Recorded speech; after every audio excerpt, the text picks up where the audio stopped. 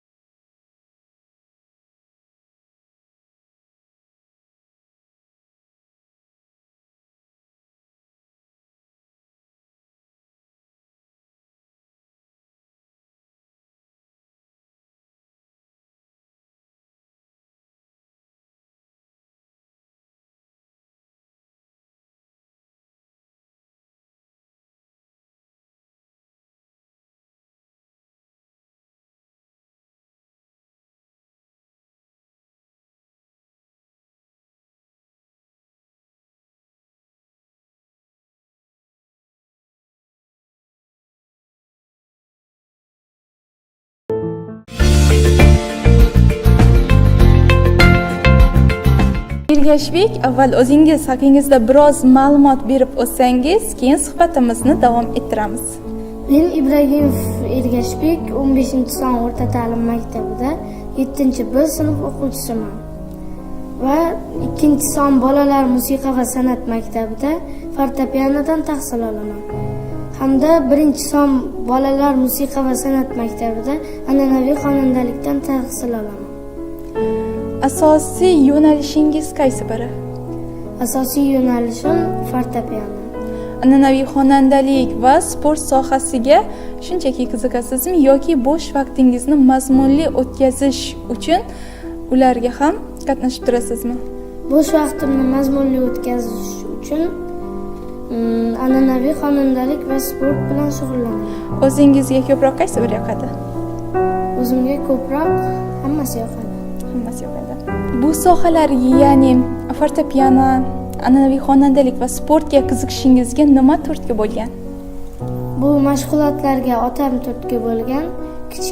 Kichik paytimdan shu mashg'ulotlarga olib kelgan va qatnay boshlaganman mashg'ulotlarga.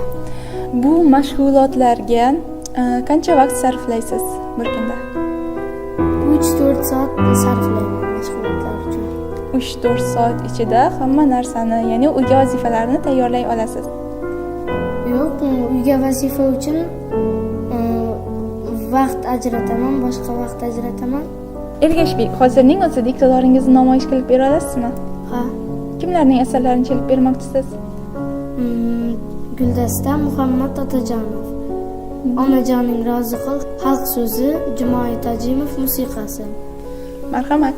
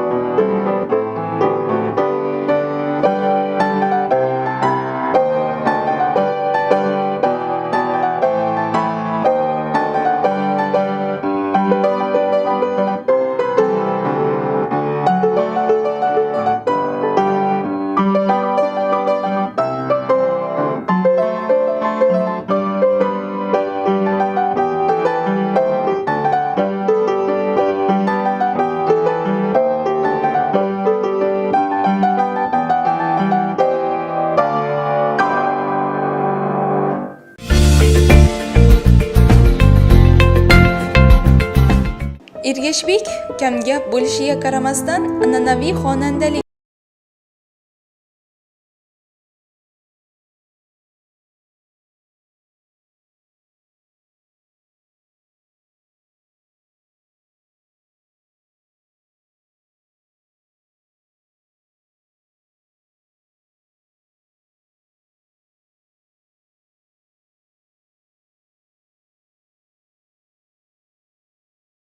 namunalari og'zaki an'anada saqlanib, saykal topib, barkamol musiqa asari sifatida rivojlanib kelmoqda.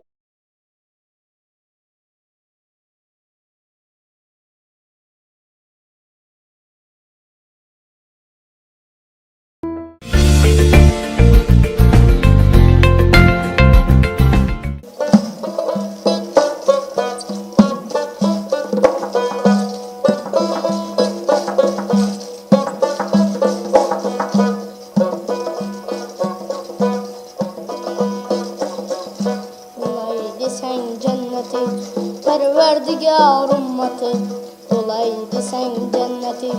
Parvardigar ummati, Muhammadni ummati, onajoning rozi qil. Muhammadni ummati, onajoning rozi qil. Volidangni rozi qil.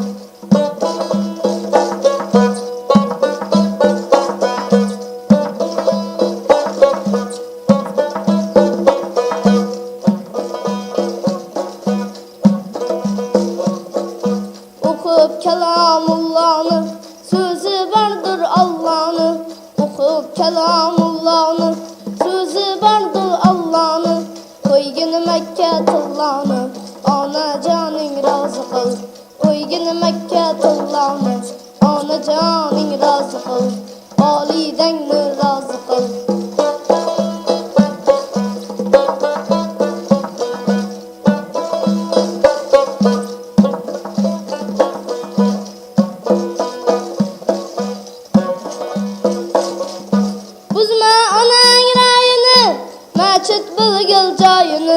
Buzma anang rayini, machit bilgil joyini, joy namoz qil poyini, onajoning rozi qil. Joy namoz qil poyini, onajoning rozi qil. Volidangni rozi qil.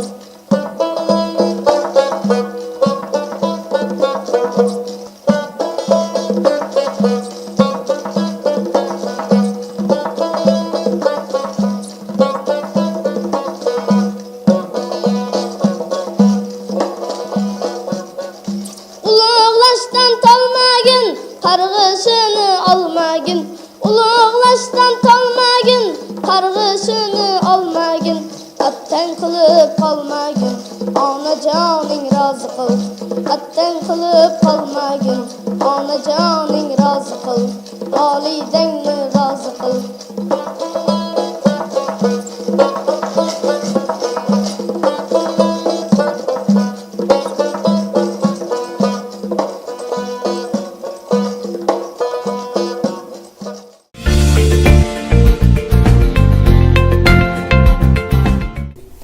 Ergashbek, ajoyib taronalar uchun sizga katta rahmat. Ergashbek, bugungi kungacha erishgan yutuqlaringiz? Bugungi kungacha Kamalak yulduzlarida ko'plab yutuqlarga erishganman va Ozarbayjonda yaqinda bo'lib o'tgan Karakarayev 100 yilligiga bag'ishlangan konkursda yaxshi natijalar qayd etdim. Bundan tashqari O'zbekiston Respublikasida bo'lib o'tgan Yagona San muqaddas vatan ko'rik tanlovida faxrli o'rinlarni oldim. Bugungi kunda kitobga e'tibor juda ham katta. O'zingiz qanday badiiy asarlarni o'qigansiz? Men Xudoyberdi To'xtaboyevning Sariq devni minib asarini o'qiganman va Abdulla Qodiriyning O'tgan kunlar asarini o'qiganman. Jahon kompozitorlarining asarlaridan ham chalganmisiz? Ha. Masalan, qaysi asarlarni? Masalan, Beethovenning san'ati asarini, keyin Karakarayevning Igra asarlarini, Chopin, Tchaikovsky, Mozart asarlaridan ham chalgansiz? Chopinning qaysi asarini chalgansiz? Chopinning etyudlarini chalganman. Ergashbek, sizga ancha mehnati singan ustozlaringiz haqida to'xtalib o'tsangiz. Menga fortepiano bo'limidan Jumaboyeva Shohida Turayevna dars beradi. U bilan ko'plab yillardan beri shug'ullanamiz. Va an'anaviy xonandalik bilan Jumaboy Tojimov ustozim tahsil beradi. Sport yo'nalishidan Hasanboy aka bilan shug'ullanaman. Bu sohalar bilan qachondan buyon shug'ullanib kelmoqdasiz? Fortepiano bilan 9 yoshimdan, an'anaviy xonandalik bilan 11 yoshimdan, karate bilan ham 9 yoshimdan.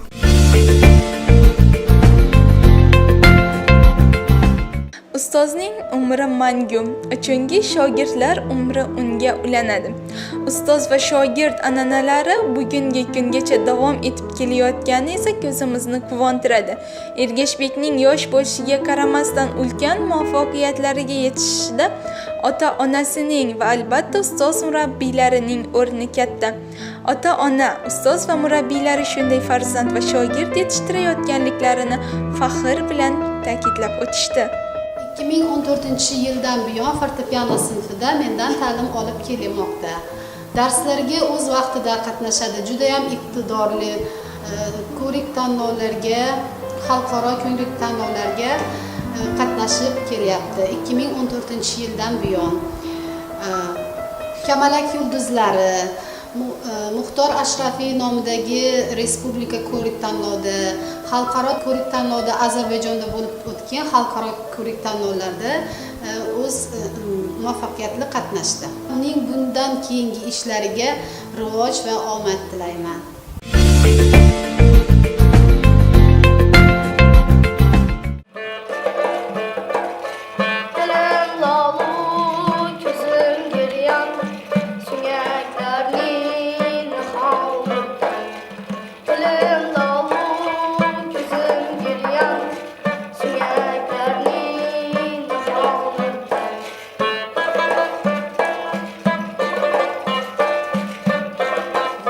Ergashbek o'quvchimiz bu talantli bola. Bu muzika maktabining 5-sinfida o'qiydi. Pianino chaladi, asosiy uni specialisti pianino. Pianino chalib Ozarbayjon konkursiga borib keldi bu. Muvaffaqiyatli chaldi. Yaxshi natijalarga erishib keldi Ozarbayjonda. Undan tashqari bu rubob chalib qo'shiq aytishga qiziqadi. Uni dedasi ham, oyisi ham shu bolasini rubob chalib qo'shiq aytishini istaydilar. Va shuning uchun menga shogirdlikka berdilar. Yana yaxshi olan bir yil ichida 5-6 ta ashula o'rgandi. Rubob chalib ashula aytadilar. Yigitga 40 hunar oz deydi-ku. Shu degandek, ham pianinochi bo'lsin, pianinoni chalsin, ham rubob chalib qo'shiq aytsin. Foydasi bu tegsa tegadi, ziyoni tegmaydi. Hali o'qishlarga borgandan, institutlarga borgandan, o'qigan paytlardan mana shu soz ham vaqt Ergashbekning yaqin yo'ldoshi bo'ladi. Ilohim ham vaqt yaqin yo'ldoshi bo'lsin.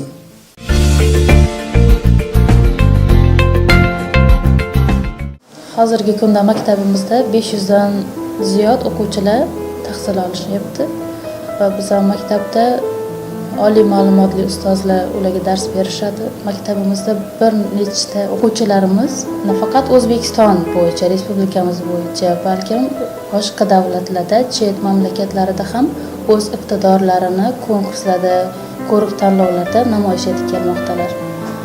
Bunaqa o'quvchilarni juda ko'plab sanashimiz mumkin. Xuddi mana shunday iqtidorli o'quvchilarimizdan biri Ibragimov Ergashbek yaqinda Baku shahrida bo'lib o'tgan, Ozarbayjonda bo'lib o'tgan konkursda ishtirok etib keldi va o'zini iqtidorini juda yuqori saviyada namoyish etdi. Bu nafaqat bolani, ya'ni bizni farzandimizni, o'quvchimizni yutuqi, balki o'qituvchimizni, unga berayotgan ustozni yutug'i va maktabni yutug'i deb bilaman.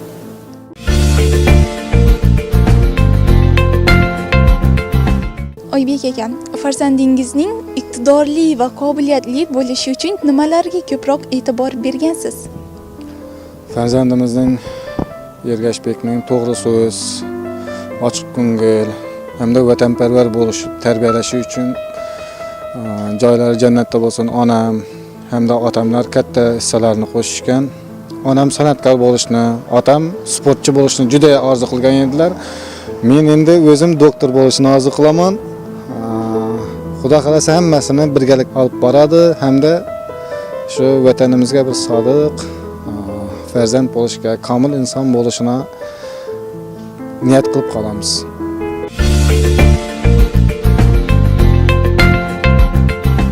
O'zining tengqurlariga bemalol o'rnak bo'la oladigan bu yoshlar ertangi kunda ham jamiyatimizda o'z o'rnini bemalol topa olishadi. Aziz yoshlar, sizlarni ham kasb, hunar sirlarini o'rganishga chorlab qolamiz. Zero hunarli kishi hech qayerda va hech qachon xor bo'lmaydi. Vaqtingizni behuda o'tkazmang, bu narsa sizning qo'lingizdan keladi. Kelgusi ko'rsatuvda